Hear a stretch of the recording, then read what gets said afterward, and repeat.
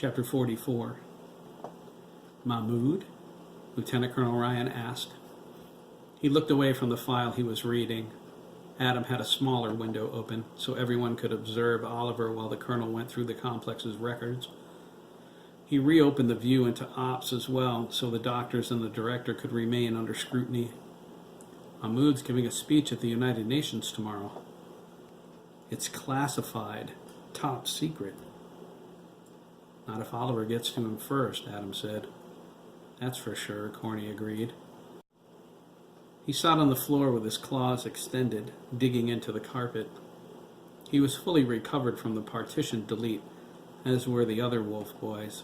A massive amount of data flowed through their neural pathways.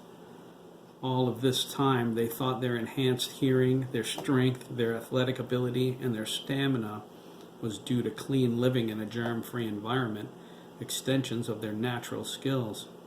The Wolf boys felt like fools. So did Lieutenant Colonel Ryan. The president and the NSC assigned him to the complex 15 years ago. That particular administration had no liking for Granger, but accepted his position in covert operations. He was a necessary evil. If lupus animus was a biological terrorist attack, he was the best person to handle it, but he was not to be trusted. He amassed so much power that removing him from the agency's directorship was impossible. They could only observe him carefully. If he crossed the line, they would deal with him supremely and publicly with all the political resources they could muster. Until now, Tom remained untouchable. Thanks to an 11-year-old genetically engineered killer, that was all about to change. He can't be allowed to sanction Mahmoud, Lieutenant Colonel Ryan said. He's given the U.S. tons of actionable intel from the Middle East, going back to the Gulf War. Darcy shook her head. The door swings both ways, Colonel, she said, leaning against Adam's bathroom door jamb.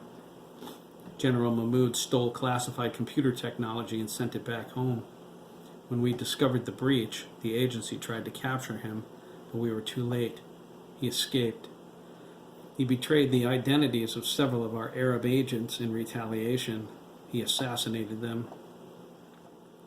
Then we arrest him, not kill him, Lieutenant Colonel Ryan said. There has to be more he knows. His contacts here, where he got the technology. We already know that, Darcy interrupted. They're on the hit list. He thought, of course they are. What's happening in ops? The colonel asked, leaning into the monitor. They're planning out Oliver's sanctions strategy, Dana replied, watching the ops display with great interest. Wouldn't it be simpler to enable ACOM? Mitchell asked. What's ACOM? Daniel asked. Automatic Continuous Operation Mode, the Wolf Boys replied. Corny elaborated. It puts the onboard unit directly in control. There's no need to input commands, just the protocols and the mission parameters. Not much fun, Lieutenant Colonel Ryan mused, if you're a cold-blooded killer. He looked at the words on the screen again and frowned. It was Tom's personal log entry from this morning. We have to put a stop to this, he muttered. Fox, go to the resident soldiers' quarters and get the men suited up. We're taking control of the complex, effective immediately. Sir, Tom's authority is absolute, Darcy said. It would take an act of Congress to even relieve him. On what grounds are you taking this action? Lieutenant Colonel Ryan looked at her and spun the monitor in her direction. She leaned into it. So did Daniel and the Wolf Boys.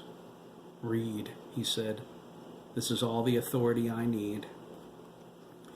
They read. Personal log, Tom Granger, Director, December 24th. We're set to depart for the complex, meeting Lieutenant Henderson at the airfield. At last, it's time.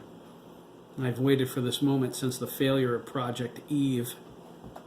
Project Eve? Corny asked. Everyone looked at Darcy. She raised an eyebrow. I have no idea, she said. You don't know? Lieutenant Colonel Ryan asked, skeptically. Darcy frowned. She thought, he's right. Tom had a project I don't know. She pursed her lips. Are there more? Exactly what has he been up to that I'm unaware? I don't, Colonel. I'm sorry. Truth scrolled across the wolf boy's corneas. Dubois, the colonel began. She's telling the truth, Adam interjected. Lieutenant Colonel Ryan looked at him. Adam pointed to his temple. Built-in lie detector. Is that what that was? Edison asked, crossing his eyes, trying to look at his corneas. Keep reading, the colonel said. Too much has gone wrong with the world since then.